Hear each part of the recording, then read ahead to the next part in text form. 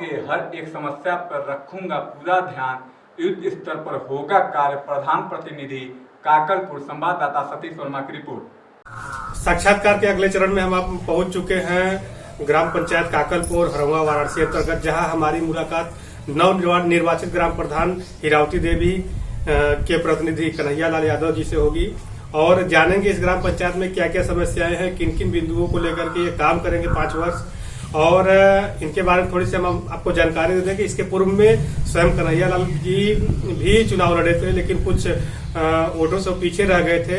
लेकिन इस बार 5 वर्षों में इन्होंने काफी प्रयास किया और जनता का विश्वास जीता और फिर उन्होंने जो है कि अपनी पत्नी को चुनाव लड़ा करके मैदान क्षेत्र में तैयार हैं काम करने के लिए विकास कार्य का।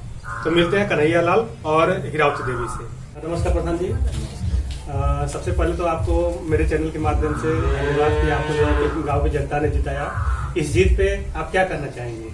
जनता का सेवा करेंगे, गाँव की धन्यवाद देखेंगे। जी, आप क्या करना चाहेंगे? मैं भी इस जीत को पूरे गांव को धन्यवाद देता हूँ, जिन्होंने हमको इतना वोट देकर इतने बहुमत से जिताया, उनको मैं आभारी हूँ और उनको धन्यवाद दे रहा हूँ।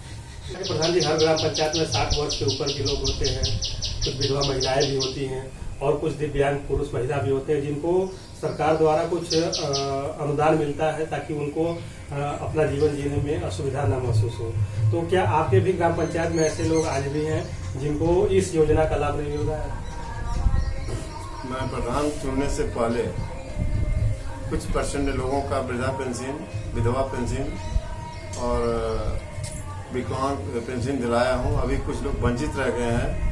मैं यही कोशिश करता हूँ कि 5 साल के अंदर उनको पेंशन दिला सकूँ। हर ग्राम पंचायत में प्रधानमंत्री आवास योजना के तहत ऐसे लोग जिनके पास रहने के लिए घर नहीं है, कच्चे मकानों में रह रहे हैं या बरसात आने पर लोगों को तमाम प्रकार की समस्याओं का सामना करना पड़ता है, तो कुछ लोग आपके ग्राम पंचायत में है या सभी लोगों का आवास बन चुका है? हमारे गांव में बहुत ही कम आवास बने हुए हैं और इसके बहुत से ऐसे लोग हैं कि जो कि पात्र हैं आवास लेने का। वो अपनी जिंदगी बहुत मुश्किल से गुजार रहे हैं। किसी कोई तिरपाल में बैठ के, कोई मड़ई में, झोपड़ी में अपना टाइम पास कर रहा है। ये गरीब क्षेत्र है, गरीब गांव है, इनको अधिक से अधिक आवास की आवश्यकता है। प्रधान जी, हर ग्राम पंचायत में प्रत्येक वर्ष वृक्षारोपण का कार्यक्रम चलाया जाता है, लेकिन वृक्ष बचते नहीं है, कहीं न कहीं वो क्षतिग्रस्त हो जाते हैं। तो इसके लिए आप 5 वर्षों में अपने ग्राम पंचायत में क्या मुहिम चलाएंगे कि पौधे बचें और लोगों को छाया और ऑक्सीजन दें? हमारे गांव में तकरीबन वृक्षारोपण का कार्य हुआ है, जिसमें से 25% ही पौधे बचे हुए हैं और पौधे जो है क्षतिग्रस्त हो जाते हैं। हम यही सरकार से कहते हैं कि जहाँ भी पौधे लगाए जाते हैं उनकी सुरक्षा के लिए बाड़ लगाई जाए। गवर्नमेंट से कुछ ऐसा सुविधा है कि वो क्षतिग्रस्त न हो, पशुओं द्वारा, जानवरों द्वारा उसका नुकसान न हो। और जब पौधे रहेंगे तभी आम जनता को वातावरण अच्छा होगा और उनके लिए और सुविधाएं भी मिल सकेगी। प्रधान जी, आप बहुत सालों से इस ग्राम पंचायत में रह रहे हैं, तो आपको पता होगा कि बरसात के समय में कहाँ कहाँ जल जमाव होता है, जिसके कारण जो है कि तमाम लोगों को गंदे पानी से गुजरना पड़ता है और गंदे पानी की वजह से तमाम प्रकार की बीमारियां उत्पन्न होती हैं। तो क्या आपके ग्राम पंचायत में ऐसी समस्या है या आपके ग्राम पंचायत में जल जमाव नहीं होता है? हमारे गांव के बीच में 2-2.5 बीघे की पोखरी है और उसके किनारे किनारे गांव बसा हुआ है। गांव के बाहर से कोई भी पानी जाने के लिए पोखरी के लिए कोई रास्ता नहीं है, कोई सीवर नहीं है। वो नालियां की जरूरत है और सीवर की जरूरत है। इसे गांव वालों को आसपास में बहुत ही परेशानी हो रही है। गांव के किनारे किनारे जो है पानी जमा हुआ है, जिससे लोग बहुत ही परेशान है। ये दूर करने की जरूरत है। जैसा कि प्रधान जी, हर ग्राम पंचायत में स्वच्छ भारत योजना के तहत हर ग्राम पंचायत में कहा गया था कि सभी लोगों को शौचालय बनवाकर दिया जाएगा। तो ऐसी स्थिति में क्या आपके ग्राम पंचायत में सभी लोगों का शौचालय बन चुका है कि आज भी लोग जो है कि खुले में शौच करने के लिए विवश हैं? हमारे ग्राम पंचायत में 70% लोगों का शौचालय बन चुका है। 30% लोग ऐसे हैं जो कि अभी भी बाहर शौचालय के जाते हैं और मैं समझता हूं कि मैं अपने 5 साल के कार्यकाल में उनको भी शौचालय उपलब्ध करा सकूं। जैसा कि प्रधान जी, हर ग्राम पंचायत में गरीबी रेखा के नीचे जीवन यापन करने वालों को सरकार द्वारा राशन कार्ड की व्यवस्था कराई जाती है ताकि उनको सस्ते दर पे खाद्य सामग्री मिल सके और वो अपना जीवन यापन अच्छे से कर सके।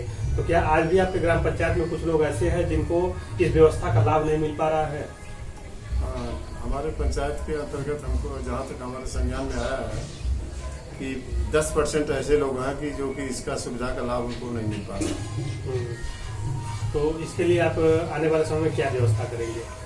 इनके लिए मैं इनका डॉक्यूमेंट्स एकत्रित कर रहा हूँ और राशन की व्यवस्था के लिए मैं आप सर प्रेषित कर रहा हूँ। अगर हो जाएगा तो उनको राशन देना शुरू हो जाएगा। जैसा कि प्रधान जी, पूर्वजों के द्वारा हर ग्राम पंचायत में पहले तालाब हुआ करते थे ताकि जो बरसात का पानी वो संचित हो सके और हमारे ग्राम पंचायत का, हमारे आसपास के ग्राम पंचायत का जो भूमिगत जल है वो मेंटेन रह सके।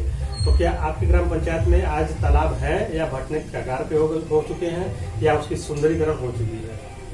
हमारे गांव में लगभग 6-7 तालाब हैं, जिसमें 2-3 तालाबों का सुंदरीकरण हो चुका है और 3-4 तालाब ऐसे हैं कि जो कि अभी भटने के करार पर हैं। उसको मैं सोच रहा हूँ कि 5 साल के अंदर में उसका सुंदरीकरण कराया जाए और उसमें मत्स्य पालन किया जाए ताकि गांव का विकास हो सके। ऐसी मेरी सोच है, जो सोचता हूँ कि 5 साल में ये कम्प्लीट करूँ। हर ग्राम पंचायत में छोटे बच्चों के लिए पोषक तत्व और शिक्षा के साथ साथ शिक्षा भी दी जाती है, जिसको आंगनबाड़ी का केंद्र बनाया गया है और उसके लिए कार्यकर्ता भी रखी गई है। और उसी के तहत जो है कि हर ग्राम पंचायत में प्राथमिक विद्यालय भी होते हैं, जिसको सरकार द्वारा जो है कि संचालित किया जाता है ताकि गरीब वर्ग के लोग उस ग्राम पंचायत में आसानी के साथ उनके बच्चे पढ़ सके। तो इन सुविधाओं का लाभ आपके ग्राम पंचायत में सही ढंग से चल रहा है कि आज भी लोग इस चीज से वंचित हैं? हमारे ग्राम पंचायत में 2 प्राइमरी स्कूल हैं। वो प्राइमरी स्कूल तो सुचारू रूप से संचालित हो रहे हैं और आंगनबाड़ियों में भी सुचारू रूप से संचालित हो रहे हैं। लेकिन हमारे पंचायत के अंतर्गत 2 प्राइमरी स्कूल हैं, एक जूनियर हाई स्कूल की आवश्यकता है। लगभग 5-6 हजार की आबादी है। इस पर एक जूनियर हाई स्कूल अगर गवर्नमेंट दे देती है तो उसके लिए गवर्नमेंट का आभारी रहूँगा। आगे शिक्षा के लिए बच्चों को सहमत मिल सकती है, सहयोग मिल सकता है। प्रधान जी, हर ग्राम पंचायत की एक समस्या होती है यातायात की, जहाँ पर लोग जो है कि चाहते हैं कि अच्छा यातायात का सुविधा हो, खरंजा लगे, सीसी रोड लगे और इंटरलॉकिंग लगे।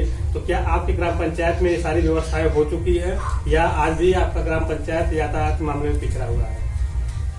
आज भी काकलपुर और डेहवा सम्मिलित ग्राम है। इस दोनों गाँव में कुछ काम हुए हैं, लेकिन बहुत से अभी अधूरे काम हैं। यातायात के साधन सही ढंग से नहीं है, कहीं उखड़े हुए हैं, कहीं नालियां पड़ी हुई है, कीचड़ पड़ा हुआ है। इसको दूर करने की मेरी प्राथमिकता है। प्रधान जी, काकलपुर के लोगों ने आपको 5 वर्ष के लिए अपना मुखिया और अपना प्रधान चुन लिया है। तो इस 5 वर्ष में आप क्या क्या नई चीजें लाना चाहते हैं अपने ग्राम पंचायत में ताकि उसका लाभ हर वर्ग के लोगों को हो सके? अभी तक हमारे गांव में त्रिस्तरीय पंचायत जब से बनी है, अभी तक हमारे गांव में कोई बारात गृह नहीं है और कोई व्यायामशाला नहीं है और कोई स्पोर्ट्स का मैदान भी नहीं है जिससे कि बच्चे क्रीड़ा स्थल में आगे बढ़े। और मैं सरकार से यही गुजारिश करता हूं कि ऐसी सुविधाएं गांव को दें ताकि हम उसको आगे बढ़ा सकें। प्रधान जी, आपसे बातचीत करके और हमारे चैनल के माध्यम से हम चाहेंगे कि आप अपने ग्राम की जनता को एक संदेश दें। ये कोरोना काल में मैं अपने गांव को यही संदेश देना चाहता हूं कि हर एक आदमी मास्क लगाए और साफ सफाई रखे, एक दूसरे की दूरी बना कर रखे, जिससे कि इससे महामारी से बचा जा सके। हर एक नागरिकों को मैं यही उपदेश दे रहा हूं कि इसमें बहुत ही सावधानी की जरूरत है।